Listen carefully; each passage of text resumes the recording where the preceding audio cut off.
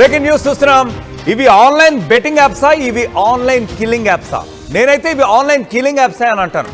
ఎందుకంటారా, ఇప్పుడు నేను చెప్పబోయే బ్రేకింగ్ న్యూస్ వింటే మీరు కూడా కరెక్టే అంటారు. నేను చెప్పింది 100% అగ్రీ అవుతారు. ఎందుకంటే హైదరాబాద్ గచ్చిబౌలిలో దారుణం జరిగింది. తండ్రిని అతి దారుణంగా హత్య చేశాడు కన్న కొడుకే. నిర్మానుష్య ప్రదేశానికి తీసుకెళ్లి మరి హత్య చేసినట్టు తెలుస్తోంది. అతను బెట్టింగ్లో 2 లక్షల రూపాయలు పోగొట్టాడు ముందే.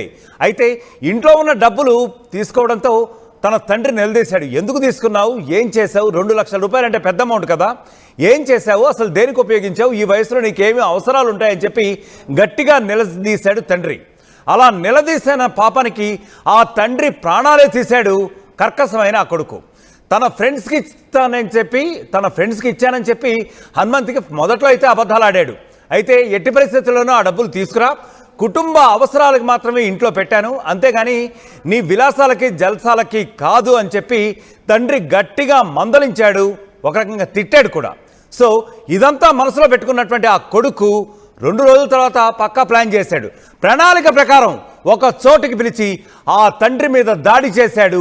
అతి దారుణంగా చంపేశాడు. ఎలా చంపాడు అనేది నేను ఇప్పుడు మీకు చెప్పబోతున్నాను. ఫ్రెండ్స్ డబ్బులు ఇస్తారు నాన్న, ఆల్రెడీ తీసుకున్నాను కదా, నన్ను తిట్టావు కదా, ఒక చోటికి రా అని చెప్పి పిలిచాడు. పిలిచిన తర్వాత నా ఫ్రెండ్స్ వచ్చి డబ్బులు ఇస్తారని చెప్పి అలాగే కొంతసేపు అతన్ని మాటలతో మభ్యపెట్టే ప్రయత్నం చేశాడు. సరే, ఇంకా తన ఫ్రెండ్స్ వస్తారు, తను ఎవరికైతే డబ్బులు ముందు ఇచ్చానని చెప్పాడో వాళ్ళు తనకి తిరిగి తెచ్చిస్తారు, ఆ తర్వాత నా కొడుకు నా డబ్బులు ఇచ్చేస్తాడు అని చెప్పి ఆ అమాయకపు తండ్రి ఎంతోసేపుగా వెయిట్ చేశాడు. ఇంకా రాలేదేంటి అని చెప్తున్నప్పుడల్లా అతను ఏదో కారణం చెప్పి దాదాపు 2 గంటలు 3 గంటల పైగా నెట్టవేసుకుంటూ వచ్చాడట. ఆ తర్వాత 4 ఫ్రెండ్స్ వచ్చారు. వాళ్ళందరి ముందే అతను తన దగ్గర ముందుగానే తెచ్చుకున్నటువంటి కత్తితో గొంతు కోసి అతి దారుణంగా హత్యకు పాల్పడ్డాడు ఆ సదరు కొడుకు. అతని పేరు, అంటే ఆ కొడుకు పేరు రవీందర్గా తెలుస్తుంది. ఇప్పుడు ప్రస్తుతం నిందితుడు రవీందర్ని అదుపులోకి తీసుకున్నారు పోలీసులు.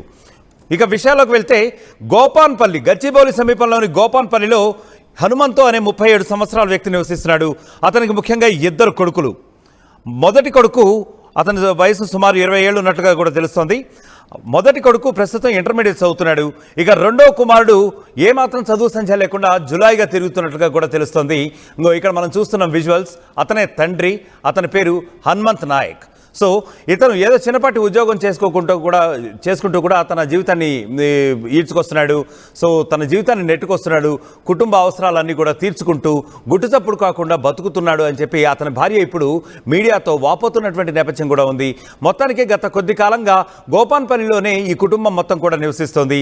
వీరికి హనుమంత్ నాయక్ కుటుంబానికి 2 కుమారులు ఉన్నట్టుగా తెలుస్తోంది. పెద్ద కుమారుడు ఇంటర్మీడియట్ చదువుతున్నాడు. ఇక రెండో కుమారుడు రవీందర్ ఎవరైతే ఉన్నాడో అతను గత కొద్ది కాలంగా చెడు వ్యసనాలకే, ఆల్కహాల్, అలాగే ఆన్లైన్ బెట్టింగ్ యాప్స్, వీటన్నింటికీ కూడా పాల్పడుతూ తన ఇంట్లో ఉన్నటువంటి డబ్బులు అప్పుడప్పుడు దొంగిలిస్తూ కూడా కొద్ది కాలంగా వస్తున్నాడు. డబ్బులు ఏవైతే కుటుంబ అవసరాలకి తన తండ్రి ఇంట్లో పెడుతున్నాడో అవన్నీ కూడా తీసుకుంటూ వస్తున్నాడు. దాన్ని మాత్రం తన మద్యానికి, అలాగే తన ఆన్లైన్ బెట్టింగ్ యాప్స్, వీటన్నింటికీ కూడా చెడు వ్యసనాలకి స్పెండ్ చేస్తూ గత కొద్ది కాలంగా వస్తున్నాడని చెప్పి ప్రస్తుతానికి తన తల్లి అయితే వాపోతున్నటువంటి పరిస్థితి అయితే ఉంది. సో ఎప్పుడైతే దాదాపు ఇంట్లో దాచిన 2 లక్షల రూపాయల అమౌంట్ ఏదైతే ఉందో అది ఇంట్లో చెప్పకుండా తీసుకువెళ్ళిపోయాడు. ముఖ్యంగా ఇది ఎప్పుడైతే ఇంట్లో చెప్పకుండా తీసుకెళ్ళిపోయాడో తన తండ్రి గట్టిగా నిలదీశాడు. తన తండ్రిని ఎక్కడ మందలిస్తాడో అని చెప్పి అతను ఎదురు చూస్తూనే ఉన్నాడట గత కొద్ది కాలంగా. కానీ ఎప్పుడైతే ఆ తండ్రి ఇంటికి వచ్చి ఇది గమనించాడో అప్పుడు అతన్ని నిలదీశాడు, గట్టిగా తిట్టాడు కూడా. సో అప్పుడు ఇంకా భయపడిపోయిన రవీందర్ ఏం చేశాడంటే తన ఫ్రెండ్స్కి తన డబ్బులు ఇచ్చాను, అవసరమైతే అని చెప్పి కొన్ని అబద్ధాలు కూడా ఆడినట్టుగా కూడా తెలుస్తుంది. ఆ తర్వాత 2 రోజుల తర్వాత పక్కా ప్లాన్ చేశాడు అతను. ఎలాగైనా సరే ఈ తన డబ్బుల వ్యవహారం తన పీకకు చుట్టుకోబోతోంది. సో తన తండ్రిని ఎలాగైనా సరే అంతమొందించాలి అని చెప్పి అతను ప్లాన్ చేశాడు. ఎంత దారుణం చూడండి. కేవలం డబ్బుల కోసం కన్న తండ్రినే హతమారుస్తారా? ఏవైనా ఇటువంటి చెడు వ్యసనాలు అనేవి ఎంత దూరానికి దారితీస్తున్నాయి, ఎంతటి ఘాతుకానికి దారితీస్తున్నాయి.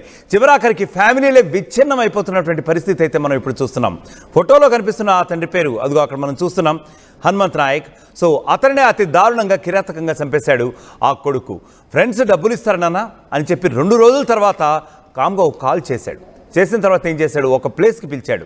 ఒక నిర్మానుష్య ప్రాంతానికి పిలిచిన తర్వాత మా ఫ్రెండ్స్ ఇంకా రాలేదు, సమయానికి వస్తానన్నారు, కొద్దిగా లేట్ అవుతుందన్నారు, ఎందుకంటే డబ్బులు డ్రా చేసుకుని రావాలి కదా, నేను ఇంట్లో తీసుకువెళ్ళిన 2 లక్షల రూపాయలు కూడా మొత్తం నీకు డబ్బులు ఇచ్చేస్తాను అని చెప్పి చాలా అమాయకంగా పలికితే ఆ అమాయకపు తండ్రి కూడా నమ్మేసి ఆ నిర్మానుష్య ప్రాంతానికి వెళ్ళిన సందర్భం ఉంది.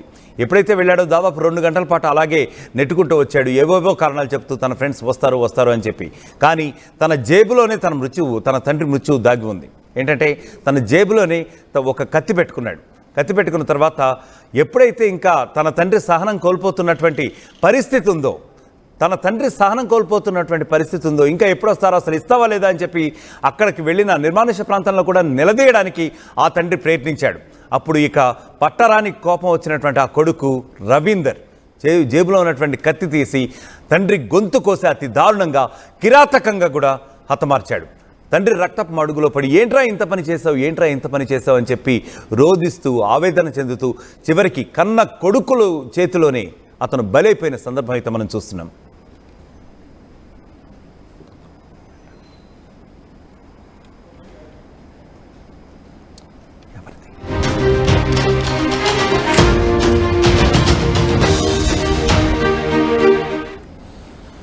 Sofa colony, NTR Nagar, Gopalapalli. తన సొంత తండ్రిని కత్తితో పొడిచి చంపేస్తాడు. నిన్న మధ్యాహ్నం తండ్రిని ఒక ప్రదేశానికి రమ్మని చెప్తాడు. అక్కడ డబ్బులు ఇస్తారు నా ఫ్రెండ్స్ అని చెప్తాడు. దానికి నిజమని నమ్మి అతను అక్కడికి వెళ్ళిన తర్వాత అతని గొంతుపై కత్తితో దాడి చేసి చంపేస్తాడు. కారణం ఏంటంటే తండ్రి 6 లక్షల రూపాయలు తన భూమిని కుదవ పెట్టుకొని అప్పు చేసి తెస్తాడు.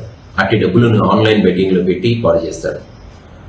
పాడు చేసిన విషయంలో తండ్రి తరచుగా మందలించడంతో కోపం పెంచుకొని ఎట్లాగైనా తండ్రిని హతమార్చాలని ముందస్తు ప్రణాళికతో ఒక ప్రదేశానికి రమ్మంటాడు. తండ్రి అక్కడికి వెళ్తే కత్తితో గొంతు మీద దాడి చేసి చంపేసి తన తండ్రి ఆత్మహత్య చేసుకున్నట్టు చిత్రీకరించి చుట్టాలని తన తల్లిని నమ్మిస్తాడు. వాళ్ళు కూడా నిజమని అనుకుని మృతదేహాన్ని కోతిగుంట్ల తాండా గన్పూర్ మండలానికి తీసుకుని పోతారు. అక్కడ పెద్ద మనుషులు డౌట్ వస్తుంది వాళ్ళకి వచ్చి గట్టిగా మందలించడంతో అక్కడ ఒప్పుకుంటే అప్పుడు మృతుడు తమ్ముడు రమేష్ అట్టి మృతదేహానికి మళ్ళీ తిరిగి గోపనపల్లి తాండాకి తీసుకురావడం, పోలీసులకు ఫిర్యాదు ఇవ్వడంతో కేసు నమోదు చేసి విచారించాము. రవీందర్ నాయక్ ముద్దాయి అదుపులో తీసుకున్నాము. అతను కూడా నేరం చేసినట్టు ఒప్పుకున్నాడు.